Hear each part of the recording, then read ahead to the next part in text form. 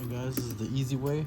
Install a C-clip on a R154 clutch hub. So you're going to start with this side in. And once you got that wedged in you're going to go right here and start prying along the edges. Then it'll get tight. It'll look like that. Just as long as you hold this one down and you keep prying it like that along the circle, get it in. And there you go. It took less than a minute.